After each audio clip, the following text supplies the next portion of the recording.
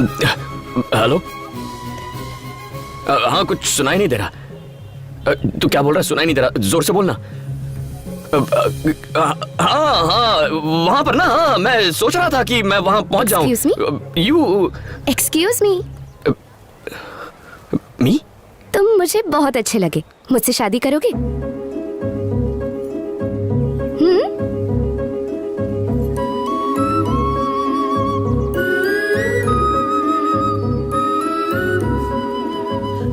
Got it.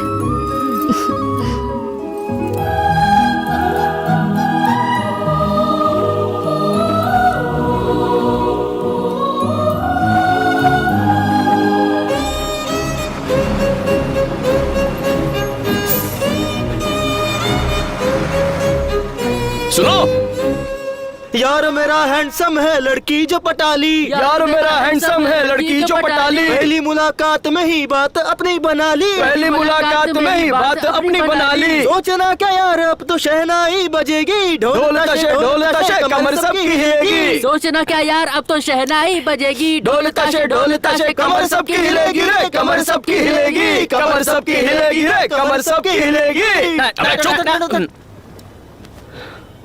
ये जरूर opposition की कोई चाल है।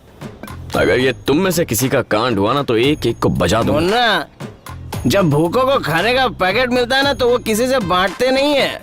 और तू तो लकी है कि तुझे उसने खुद प्रपोज किया। अबे मैं कोई ऋतिक रोशन हूँ जो यहाँ आते ही लड़कियाँ खुद आकर मुझे प्रपोज करने लगेंगी? हाँ, कुछ लड़कियों का ना टेस्ट खराब होता है, इसलिए उसने तुझे आके प्रपोज किया। हाँ, हाँ? तेरी तो... मुन्ना भाई शांत हो जाओ, तुम्हारा फोन बज रहा है। हेलो। क्या हुआ मुन्ना, तू अभी तक आया नहीं? चाची मैं आ ही रहा था, रास्ते में बुखार आ गया तो मैंने यू टर्न ले लिया। क्या कह रहे तू? डॉक्टर के पास गया कि नहीं? दवाई शवाई ली? हाँ, अभी एक डोज लिया। अच्छे डॉक्टर से ही दवाई लेना। एकदम A1 दवाई है चाची, मुझे लगता है मेरा बुखार सुबह तक उतर जाएगा। दवाई समय पर लेना। ठीक है चाची। ध्यान रखना अपना। हाँ, मिलते हैं। यार कौन है वो लड़की? लड़की का नशा इस पे चढ़ गया, ये तड़पता रहेगा। शादी कर लो, इससे छुट्टी मिल जाएगी। अब तुम मुझे नया टेंशन मत दो, पहले से एक शादी से घर में बवाल हो गया। मेरी शादी हो गई ना तो... मेरी शादी? Bus stop. आने दो, फिर पूछता हूँ। कौन हो, क्या करती हो, कहाँ से हो, मेरे बारे में क्या जानती हो जो मुझसे शादी करोगी? कांपने लगेगी। हे, हमारी शादी के बारे में क्या सोचा है? फ्राइडे को कॉलेज में छुट्टी है, उस दिन करनी है। अरे रुक ना, आ रही हूँ। सुबह सुबह पी के आई हो क्या? अच्छा अपना नंबर दो, शाम को कॉल करती हूँ। जल्दी चलो। 9885027684। Okay okay, bye. सुनो,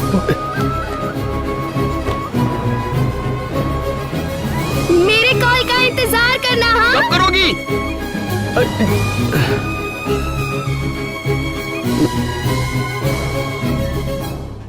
टावर के नीचे बैठने से कभी सिग्नल नहीं मिलता। मुन्ना, कहीं ऐसा ना हो कि तू भी इस टावर की तरह टंग जाए उसके प्यार में। ए मोटे, मेरा सिग्नल मत काट, हट जा। ए चश्मेश, मुन्ना बोल रहा है तो हटना।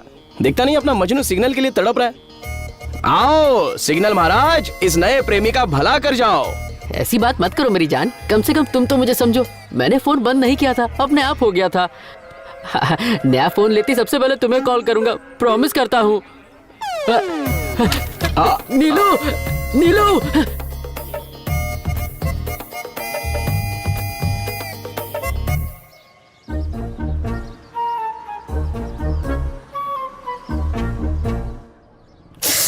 क्या हुआ मैडम? एक्चुअली पूजा के लिए फूल लेने थे, मैं तो भूल ही गई। मुझे पैसे दे दीजिए, मैं ले आता हूँ। तुम्हारी ड्यूटी खत्म हो चुकी है, वैसे भी ये काम ऑफिस का नहीं है, तुम जाओ। ऐसी कोई बात नहीं मैडम, मैं ले आता हूँ। उसकी जरूरत नहीं है, तुम जाओ। मेरा देवर है ना, मुन्ना ले आएगा। ओके मैडम, ये लीजिए फाइल्स।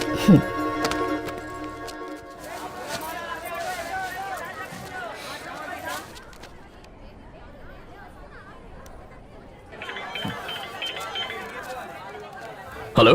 पल्लवी। पल्लवी कौन? तुम जिसके फोन का इंतजार कर रहे हो वो पल्लवी। अच्छा, मुझमें ऐसा क्या देखा जो देखते ही प्रपोज कर दिया? पहली बार जब तुम्हें देखा तो प्यार हो गया, लव एट फर्स्ट साइट। वो तो सिर्फ लड़कों को होता है। हे, सिर्फ तुम लड़कों को हो सकता है, हम लड़कियों को क्यों नहीं हो सकता? जितना सोचता हूँ उससे 2 कदम आगे ही निकलती है। अच्छा, तुम रहती कहाँ हो? Young women's hostel room number 114 Marine Lines post office के पीछे। विश्वास कैसे करूं? विश्वास दिलाने के लिए क्या करना होगा? अभी तुम्हारे हॉस्टल आता हूँ, मिलो। क्या कहा अभी? 7 बजे के बाद बाहर जाना अलाउड नहीं है। मैं नहीं आ सकती। ओह, झूठों के पास बहाना तैयार होता है। झूठ नहीं कह रही, सच में। 10 मिनट में तुम्हारे हॉस्टल पहुंच रहा हूँ। सी यू। अरे अरे, मैंने कहा ना मैं नहीं आ सकती। सुनो तो। हेलो, अकड़ू कहीं का।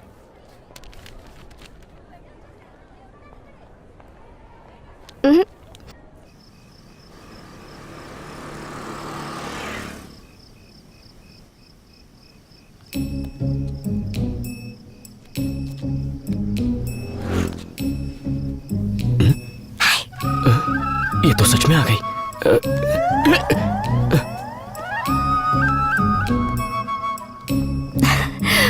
मैं सच कह रही थी ना, अब तो विश्वास करते हो? तो और क्या करना पड़ेगा? सुपर वुमन की तरह जम मार के वापस जाओ। मैं इतनी सज धज के आई हूँ और तुम मुझे वापस जाने के लिए कह रहे हो? चलो। चल हट, मैं इस शहर को जानता भी नहीं। अरे तो मैं हूँ ना, चलो। नहीं यार, नहीं हो कहाँ गई? जल्दी चलो। अरे चलो ना, वरना हमारी वार्डन आ जाएगी। बस बस यही रोक दो। आओ बैठो ना।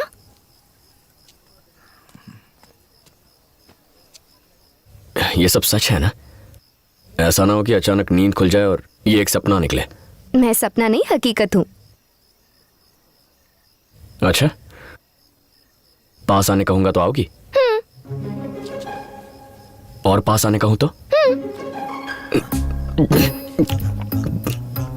अगर मैं किस करूंगा तो चलेगा क्या? पक्का करूंगा? पक्का ना?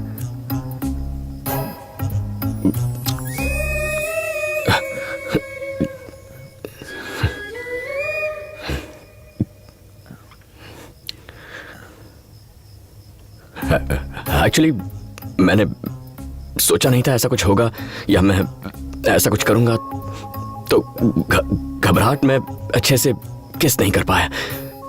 अगर एक और चांस मिले तो मैं अच्छे से प्रॉपरली। इतना मत सोचो, किस कर लो।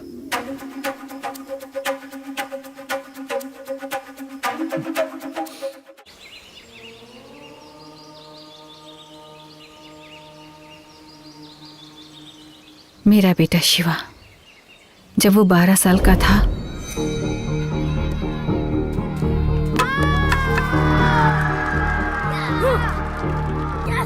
क्रिकेट के मैच में हार जाने की वजह से उसने अपने दोस्त को बैट से पीटकर मार डाला।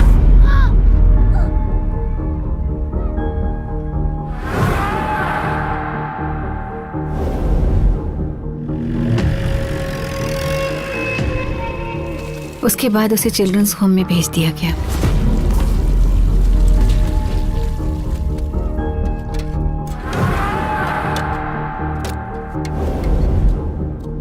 छह साल की सजा काटने के बाद भी उसमें कोई बदलाव नहीं आया।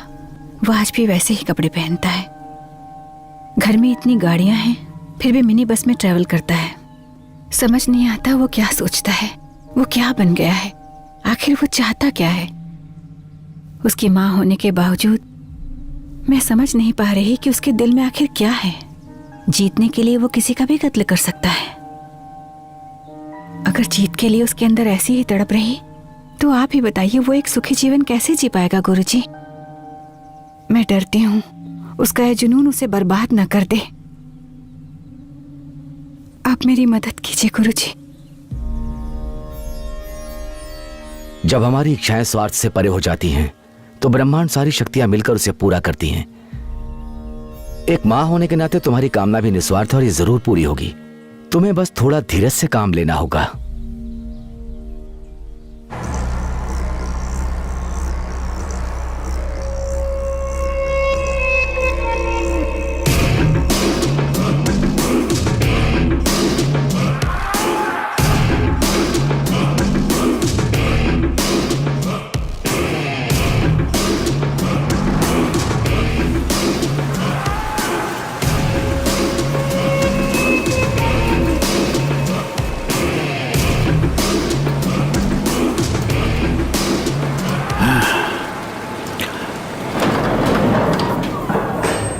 शिवा, पता है, मुझे पता है तुम कौन हो और ये भी पता है कि यहाँ क्यों आए हो।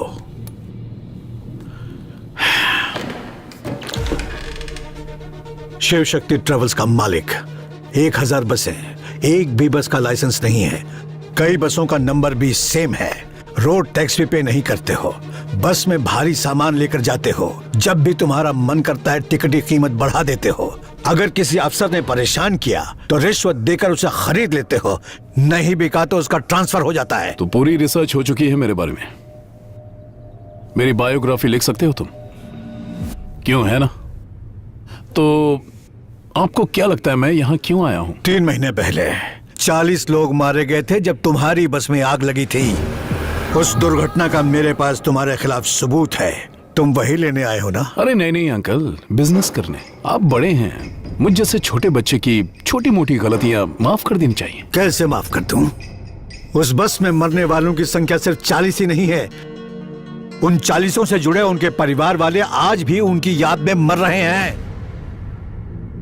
मेरी सिर्फ एक बेटी थी जो कि इंटरव्यू के लिए गई थी। जॉब पाने की खुशी में हंसती खेलती घर लौट रही थी।